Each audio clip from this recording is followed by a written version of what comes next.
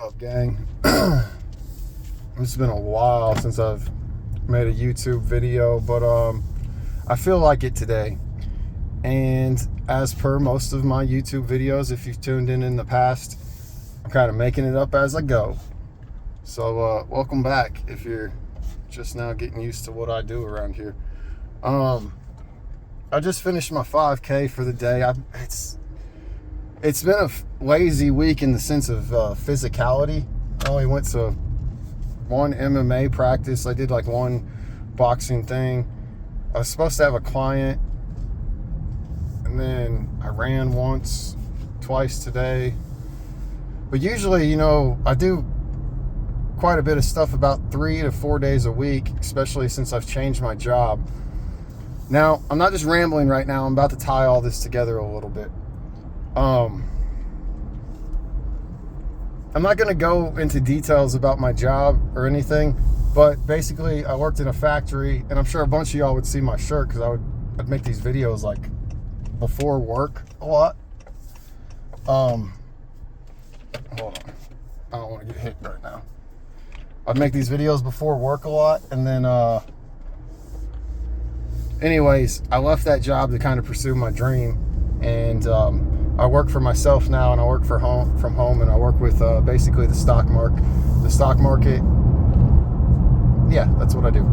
So one thing that people don't account for, and I keep my work quiet.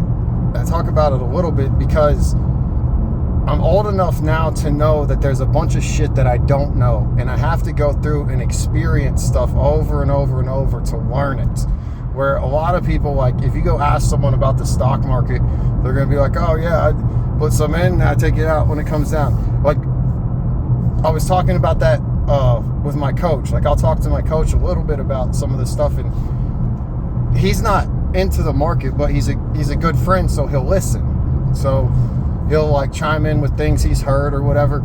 And he was telling me that he has a friend or a coworker that plays with the stock market, and the friend has like a child that if the child finds a popular toy or maybe candy, I forget what it was, the friend will look it up and figure out what company's making it, and then like invest in that, and then maybe in like a month take out the money, like it'll go up, and then they'll kind of take it out and stuff. And it's like, as he's sort of explaining it, I don't remember if he said it or if he's saying his friend said it, but it's like, so, you just get in the market, and then when it goes up, and as soon as it starts coming down a little bit, just take it out. And in the conversation, I'm like, yeah, that sounds great. That sounds reasonable. But when you really do it, it's not possible. That's the same as saying, if you were to go into an MMA fight, I'm gonna go out there and I'm gonna punch him. And when he tries to punch me back, I'm gonna avoid it, and I'm gonna punch him again until he falls down. Like, there's so much not accounted for there. If I'm tying the conversation into MMA because most of this stuff is about MMA or fighting in general. But the thing that is not being accounted for in all these equations, and now what I'm starting to think about, like, also in life, but this is tricky as I apply it to life. It's tricky. I've had a conversation with a couple people, and they run it in another direction than what my thoughts are trying to share with them. But we're not accounting for time. So when you look, man, I already know as I try to explain this isn't going to make sense. But when you look at like a stock chart,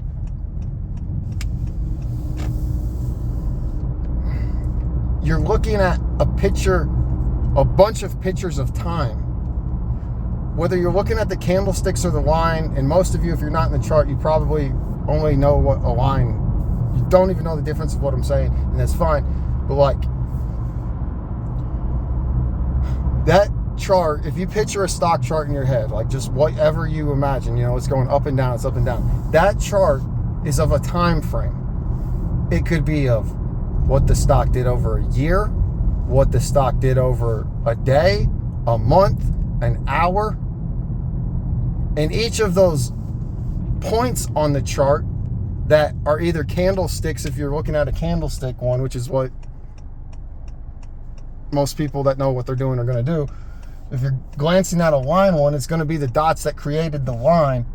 Those are also snapshots of time. So if you are on a daily chart and you see lines up and down, each one of those lines could be a minute, they could be 5 minutes, they could be 15 minutes, they could be an hour, they could be 2 hours, they could be a second. You have a bunch of options with how you set your charts up. But people don't know that aren't doing that. So they're like, oh, I would have bought right here, and then when it comes here, but they don't realize in this one span of a minute, the stock changed 60 cents. It went down 50 and came back up 50 and then went up another 10, all in the span of a minute. But it doesn't look like that on a chart because you're looking at a daily chart. And that's really hard to make sense of. Now, let me tie that into fighting.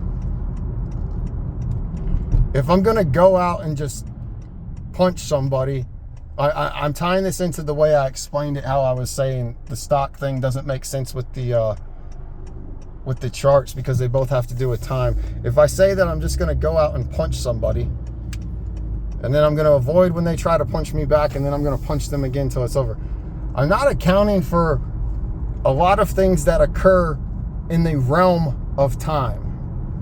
And this is where I'm really trying to get through my thoughts and why I'm making this video, is the realm of time. So in fighting, say we're going into the same fight I just described, and my approach is, like I just said, going to punch them, avoid punch, and then keep punching them. The bell rings, which would be boxing, or the ref claps his hands and says, begin the fight, which would be MMA.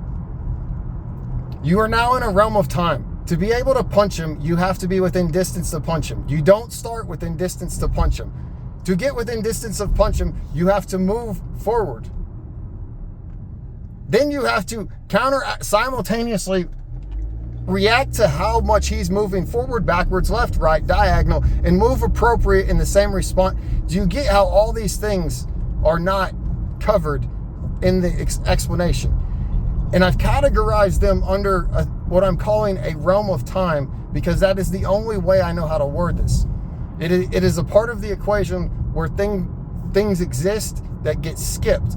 And the only way to understand them is to go into that realm and experience it. I don't know if I can ever make this make sense to anybody. That's why I do this. I just keep talking through it, and eventually it's gonna all sound perfect and make a lot of sense. Man, I feel like there's more I can do with this, with fighting, to make it make sense, to where maybe someone will ask me a question, or maybe someone will comment, and I'll be like, yeah or no, and then like that keeps the conversation going, and it keeps the thoughts going. But it's like,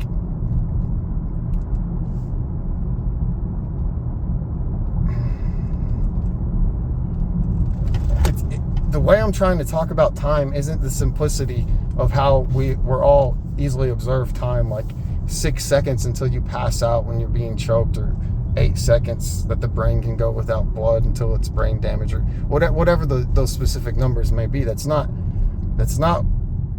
what I'm trying to figure out or talk about. It's the existence of things within time, and recognizing how much time is needed for each thing.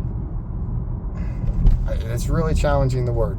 Anyways, I'm at 10 minutes and I'm almost home. I think I've confused everybody enough. If you tuned in this far, thank you for tuning in. If I get this uploaded today, I don't know if I'm doing a watch along. I've been going out to the bar a lot. Well, not the last couple weeks, but I don't know. We'll see. But you know what it is? Big time players make big time plays. We do big things every round. I've been known to make this Tootsie Roll, to make it wiggle, make it wobble. But I hope all of y'all can dig deep and get down with your bad self today.